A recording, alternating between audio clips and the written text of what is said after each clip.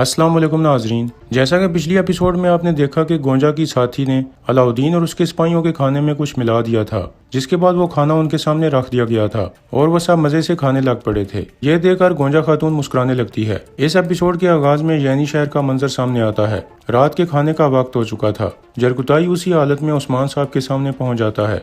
उस्मान साहब मुस्कुराते हुए खड़े हो जाते हैं और फिर आगे आकर कहते हैं, जरकुताई मेरे बहादुर आ जाओ।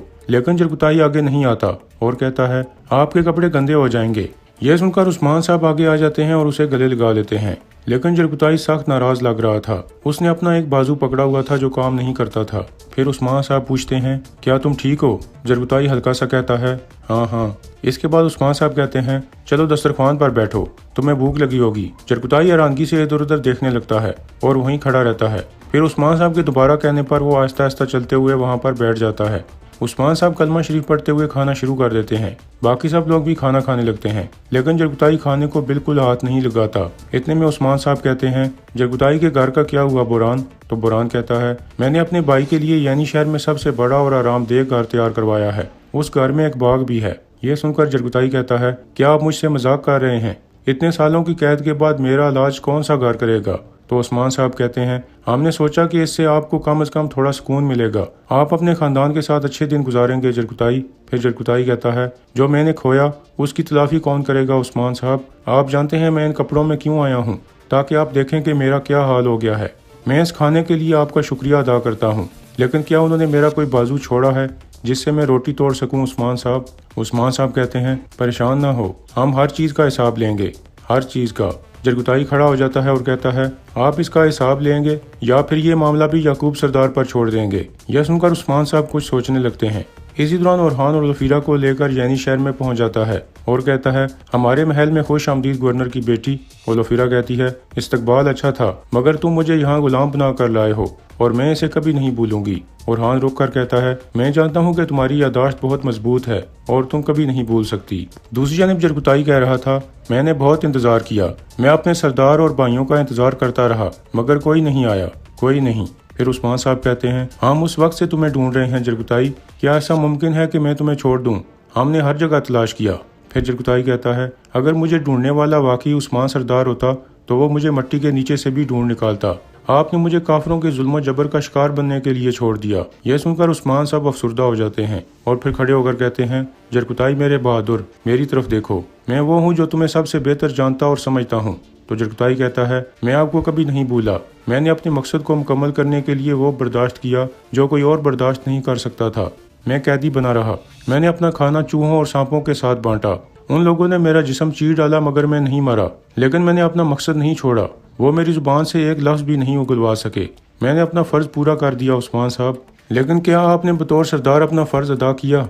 आपने क्या किया उस्मान साहब? बाजार में हर कोई हमारे कमजोर होने की बातें कर रहा है। फिर उस्मान साहब कहते हैं, जरकुताई, क्या तुम जानते हो हमारा नाम क्यों उछाला जा रहा है? किसके लिए? क्या तुम जानते हो कि हम किसके लिए वहाँ गए और जाल में फंस गए?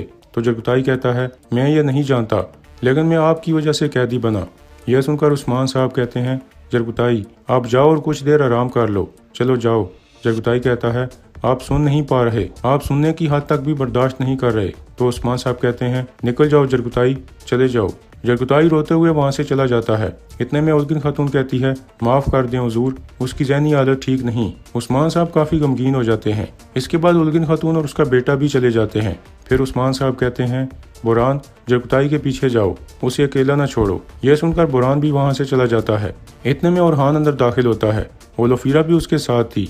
उसे देखकर मालहुन खातून काफ़ी हैरान होती है, जबकि उस्मान साहब चुपचाप खड़े रहते हैं। इधर जरकुताई सख्त गुस्से में अपने कमरे में दाखिल होता है और चीज़ों को उल्ट पुलट करने लगता है। इस दौरान वो कह रहा था, तुम खुद एक बड़े महल में रह रहे थे, लेकिन मेरे खानदान को इस छोटे से कमरे में रखा। इसके बाद वो अपना एक संदूक खोलता है और उसमें से अपनी चीज़ें निकालने लगता है। इस दौरान वो बहुत जज्बाती हो रहा था। उल्गिन खातून उसे समझाने की कोशिश करती है तो जरकुताई उसे भी बुरा भला कहने लगता है, जिसके बाद उल्गिन खातून रोने लगती है। यह देखकर जरकुताई नरम पड़ जाता है और फिर कहता है, अब मैं आ गया, अपनी चीज़ें जमा करो, हम यहाँ से चले जाएंगे। इतने में बुरहान वहाँ पहुँचता है और उल्गिन खातून को वहाँ से भेजकर अंदर से दरवाज़ा बंद कर देता है تاکہ جرگتائی کے ساتھ اکیلے میں بات کر سکے۔ دوسری جانب مالہون خاتون کہہ رہی تھی عثمان صاحب کو بہت برا لگا تو لوفیرا کہتی ہے آپ کے بیٹے نے میرے قافلے پر ڈاکوؤں کے ساتھ مل کر حملہ کیا، انہوں نے مجھے غلام کی طرح بیچنے کی کوشش کی۔ مالہون خاتون کہتی ہے اورحان صاحب کے پاس لازمی اس کی کوئی وجہ ہوگی یا کوئی بہانہ ہوگا، لیکن فکر مت کرو لوفیرا، ہم آپ کے نقصان کی تلافی کریں گے۔